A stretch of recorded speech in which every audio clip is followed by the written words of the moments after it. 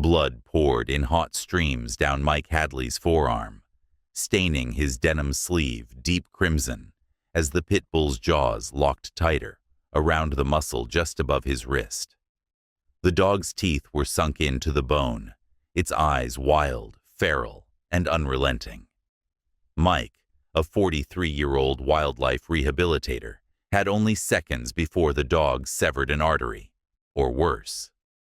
Pain exploded up his arm like a lightning strike, paralyzing his thoughts with every agonizing throb. His boots scrabbled against loose gravel as he fell hard onto his back, the coarse road digging into his spine. The Montana sky spun above him, blue and cloudless, an ironic contrast to the terror unfolding. His vision blurred at the edges. After nearly 2 decades rescuing wolves, bears, and broken-winged birds, after all the battles fought to protect life, he was going to die, right here, on his own land, at the jaws of a creature he hadn't even seen coming. Then, from the periphery of sound and pain, something sharp and unexpected pierced the chaos. A high, furious cry, impossibly small yet unyielding. A blur of gray and brown fur flashed across his fading field of vision. In one breathtaking instant, a tiny tabby kitten, barely the size of a football, launched herself at the pit bull with a speed and ferocity that defied nature. Her claws were fully unsheathed, her little mouth open in a raw, desperate snarl that sounded more like a wildcat than a house pet. It was Luna, the stray kitten Mike had rescued just a few months earlier. The pit bull jerked back in surprise, startled by the sudden impact of claws and hissing fury. Its grip on Mike's arm loosened for the first time. Luna didn't retreat. She stood firm, her back arched, fur fluffed into a halo of bristle, her tail straight and quivering with tension. She was trembling, but not from fear. Her eyes, golden and locked in a predator's stare, never once blinked. She had made her choice. And in that frozen moment, between the blood, the breathless pain, and the wild courage of a creature that should have been helpless, Mike realized something profound. She remembered. She remembered what it felt like to be saved.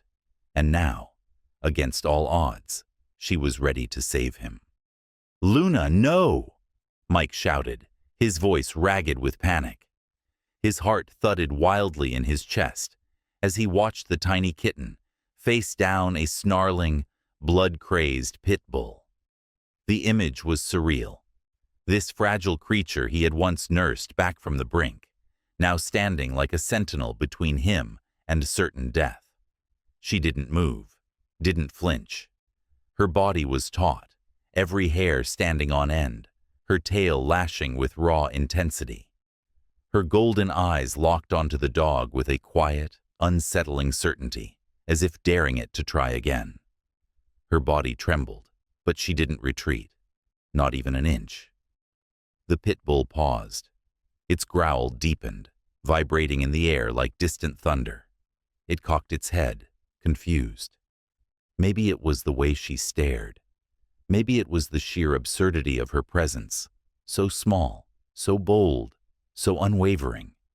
Whatever it was, something in the dog's instinct seemed to stutter. Its snarl faltered. The beast hesitated, claws scraping the gravel as it shifted its stance. Seconds stretched into lifetimes. Then, slowly, almost reluctantly, the pit bull stepped back. One pace, then another. Its eyes never left Luna's, but the aggression was fading. The fight was draining out of its posture. Without warning, it turned, bolting into the trees with a rustle of leaves and snapping twigs. Silence crashed down like a wave. Mike slumped back into the gravel, pain radiating from his shredded arm. Blood soaked through his torn sleeve, dripping steadily into the dust. His breathing came fast and shallow, the shock just beginning to take hold. But through the pain, he lifted his head. Luna was walking toward him. Her steps were slow, each one shaky, her fur still bristled from tail, to ears. But there was no fear in her eyes now, just a fierce, strange calm. She climbed onto his chest, her tiny paws barely making an impression against his bloodied shirt. Then she pressed her face against his collarbone and released a tiny, broken meow, barely louder than a whisper. It was late October when Mike received a call about a sick animal abandoned behind a gas station on the edge of town. The voice on the phone sounded hurried, concerned, but vague. "It's just lying there. Might be dead already." Mike didn't wait for more details. He grabbed his coat, a towel, and a small emergency kit, then jumped into his truck as the first cold raindrops began to fall. By the time he arrived, the sky was a dull slate gray, and the wind bit through his sleeves. Behind the gas station, tucked in the shadows near a pile of broken pallets and empty crates, he spotted her. A soaking wet kitten, barely more than skin and bones, curled into herself like she was trying to disappear. Her fur was matted with grime, her tiny ribs visible beneath the skin. A broken tail twisted unnaturally behind her, and a deep gash ran along her right side, raw and red, against the pale fur. But what haunted Mike the most was her eyes, half open, unfocused, and filled with absolute defeat. She was so small, Mike would later tell a reporter. "I honestly thought she was dead when I touched her." But as his hand brushed her body, she stirred. Just a flutter of movement, but enough to send a jolt through his chest. He quickly wrapped her in the towel and pressed her to his chest, shielding her from the wind as he carried her to the truck. Back at his cabin, he created a makeshift recovery space near the fireplace. He used a heating pad to warm her body and began tending to her wounds with gentle, practiced hands. He fed her every 2 hours, tiny drops of warmed milk from a syringe, stroking her fur to encourage swallowing. He cleaned the gash on her side, applied ointment, and softly hummed to her through the long, fevered nights. There were moments he genuinely believed she wouldn't make it. Days when she barely moved, nights when her breathing turned shallow and erratic. But she hung on. Slowly, inch by inch, she started to recover. Her eyes became clearer. Her tiny voice returned, a hoarse, whispery mew at first, then louder, stronger. She began to lift her head when he entered the room, even tried to crawl toward him. And as she healed, something remarkable unfolded between them.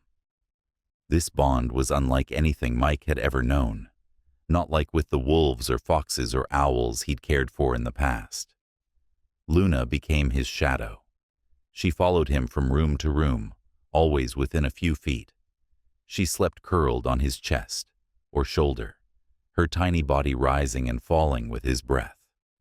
And when he left for errands or rescues, she sat at the window for hours, unmoving, waiting for him to return. She wasn't just surviving anymore. She was becoming his family. In the aftermath of the attack, Mike was rushed to the hospital by ambulance, his arm wrapped tightly in blood-soaked gauze. 17 stitches ran down his forearm, like a cruel reminder of how close he'd come to dying. The ER doctor, Sandra Reeves, listened with a furrowed brow as he explained what had happened. "You're saying a kitten stopped the attack?" she asked, clearly skeptical. "I know how it sounds," Mike said, his voice low and exhausted. "But if she hadn't jumped in when she did, I wouldn't be here right now." Dr. Reeves didn't respond right away, just glanced down at his chart and then back at him, as if trying to make sense of something that defied logic. Later that evening, an officer from Animal Control arrived to take Mike's official statement. The pit bull, he explained, had been reported multiple times in recent weeks, attacking livestock, vanishing into the woods before authorities could capture it. "You're lucky," the officer said. "That dog's done serious damage. But what concerns me now is what happens to Luna." Mike's stomach dropped. "What do you mean?" The officer looked uncomfortable. "Montana laws are clear. Any animal involved in an altercation like this, whether it's a cat, a dog, or a raccoon, could face quarantine or even euthanasia while the case is reviewed." Mike sat up straighter in his hospital bed, a wave of dread crashing over him. "She didn't attack," he said firmly. "She just defended me. She didn't even hurt the dog, just scared it off." The officer nodded slowly, jotting down notes. "We'll take that into consideration," he said. "But it's not up to me. The review board will make the call." Mike looked down at his stitched arm, then out the window, where night had begun to fall. The same kitten he'd once rescued from the brink might now be punished for saving him. And deep down, he knew, this fight was far from over. News of the kitten hero spread like wildfire. What began as a local human interest story exploded across national headlines. Tiny tabby saves human from vicious dog. Kitten leaps into danger to protect rescuer. And claws of courage, cat saves man's life, were splashed across websites and morning news shows. Within days, Mike's quiet life was turned upside down. Donations began pouring into his small wildlife rehab center, enough to cover not only medical bills, but much-needed repairs to his aging facilities. Strangers from across the country sent letters, gifts, and even hand-knitted blankets for Luna. Volunteers arrived offering to help feed and care for the animals, so Mike could rest and heal. But not everyone was supportive. Online critics accused Mike of putting Luna in harm's way. Some argued that wild or stray animals shouldn't be domesticated at all. Others demanded investigations, claiming it was irresponsible to keep such creatures in close proximity to humans. Whispers began to circulate that the state might step in, that Luna could be taken away. Then, everything changed. Footage surfaced from a motion-activated trail camera Mike had installed outside his barn. The grainy video showed the pit bull sneaking onto the property unprovoked, its posture aggressive. Moments later, Luna appeared, a blur of fur and fury, placing herself between the dog and Mike without hesitation. The footage went viral overnight. It silenced critics and ignited an even stronger wave of support. Messages flooded the governor's office. A petition to protect Luna gained thousands of signatures within hours. With public sentiment overwhelmingly behind them and clear evidence that Luna had acted only in defense, authorities finally made their decision. Luna would stay. But the story didn't end there. Weeks later, Mike stood on the porch of his rural Montana home, the autumn wind whispering through the tall grass.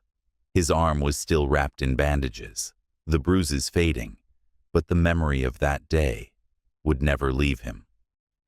Out in the yard, Luna batted a dry maple leaf across the ground, her movements quick and playful. Her fur, once matted and dull, now gleamed in the sunlight. She was stronger, healthier. The limp in her step, barely noticeable now, had almost vanished.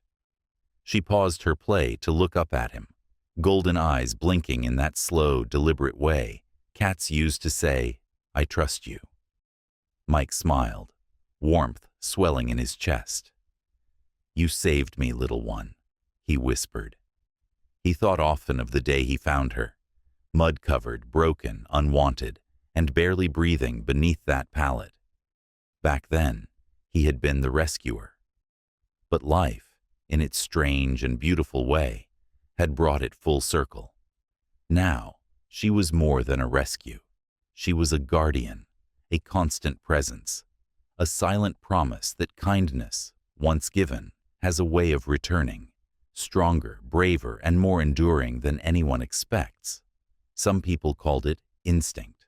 Others whispered that it was a miracle. But Mike didn't need to wonder. He knew what it was. It was something deeper, something you can't train or explain. It was loyalty, pure and unwavering. It was love returned. And as the sky melted into gold and the sun dipped low behind the hills, Luna leapt onto the porch and curled herself in his lap, her small body finally at peace.